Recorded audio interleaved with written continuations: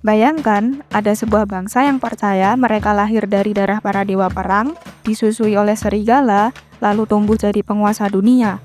Dan bagi mereka, agama bukan sekedar soal doa, tetapi sebuah kontrak politik, sebuah sistem kepercayaan yang membangun, mengendalikan, bahkan akhirnya ditumbangkan oleh keyakinan baru. Di tepi sungai Tiber, di tanah yang kelak menjadi pusat dunia, Romawi lahir dari mitos. Mereka memulai kisahnya dengan legenda kembar Remulus dan Remus, anak dewa perang Mars dan pendeta Rhea Silvia, yang disusui serigala hingga dewasa. Kisah ini bukan sekedar dongeng asal-usul. Ia adalah pernyataan bahwa kekuatan dan keberanian telah mengalir di darah Romawi sejak awal. Mitologi Romawi banyak meminjam dari Yunani, tetapi tidak pernah menyalinnya mentah-mentah. Zeus menjadi Jupiter, Hera menjadi Juno, Poseidon menjadi Neptunus, dan Ares menjadi Mars. Namun, karakter mereka dibentuk sesuai dengan nilai Romawi, disiplin, kewajiban, dan kesetiaan pada negara. Jika dewa Yunani menekankan individualitas dan drama personal, dewa Romawi menekankan fungsi sosial dan perlindungan komunitas.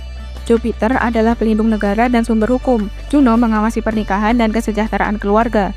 Mars, meski dewa perang, juga pelindung pertanian, menggambarkan keterkaitan antara keamanan dan kemakmuran.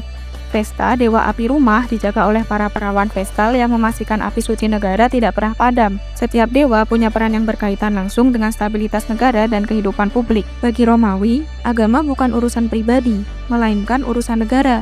Upacara keagamaan adalah bagian dari administrasi publik. Kemenangan perang, penobatan pejabat, hingga pembangunan jembatan, semua diiringi ritual. Pontifex Maximus, pemimpin tertinggi agama, adalah jabatan politik sekaligus religius. Dalam sistem ini, hubungan dengan para dewa adalah kontrak. Romawi memenuhi kewajiban ritual, dan para dewa memberi perlindungan dan kemenangan. Ketika Roma berekspansi, ia menyerap dewa-dewa dari wilayah taklukannya.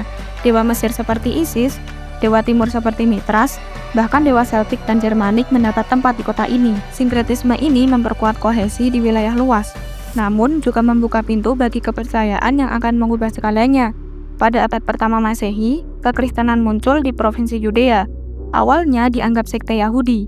Ia berkembang cepat karena pesan universalnya, keselamatan bagi semua, bukan hanya bangsa tertentu. Namun, prinsip monoteisme dan penolakan menyembah dewa negara membuatnya bentrok dengan sistem Romawi. Bagi negara, penolakan ini adalah ancaman politik, bukan sekedar perbedaan iman.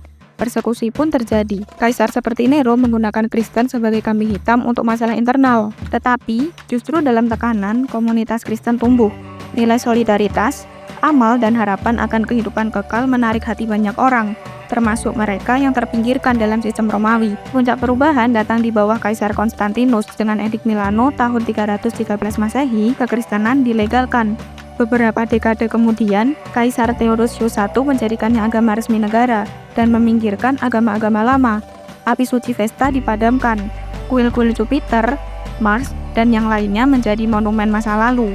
Perubahan ini bukan hanya pergantian nama dewa, melainkan transformasi total cara Roma memandang hubungan antara kekuasaan, agama, dan rakyat. Jika dulu kekuasaan negara didukung oleh banyak dewa yang menjaga berbagai aspek kehidupan, kini seluruh legitimasi politik dan moral bertumpu pada satu Tuhan. Namun warisan mitologi Romawi tidak lenyap. Simbol-simbolnya tetap bertahan, dari arsitektur megah, hukum, hingga bahasa yang kita gunakan. Dan jejak sistem agama negara yang mereka bangun menjadi cetak biru bagi banyak kekaisaran setelahnya. Romawi mengajarkan bahwa agama bisa menjadi perekat politik, alat legitimasi, sekaligus kekuatan yang mampu mengubah wajah sebuah peradaban. Dari serigala yang menyusui anak manusia, hingga salib yang berkibar di puncak basilika, perjalanan Romawi adalah bukti bahwa mitos dan agama merupakan dua sisi dari kekuasaan yang sama. Bagaimana menurut kalian? Tulis komentar di bawah. Sekian, dan terima kasih.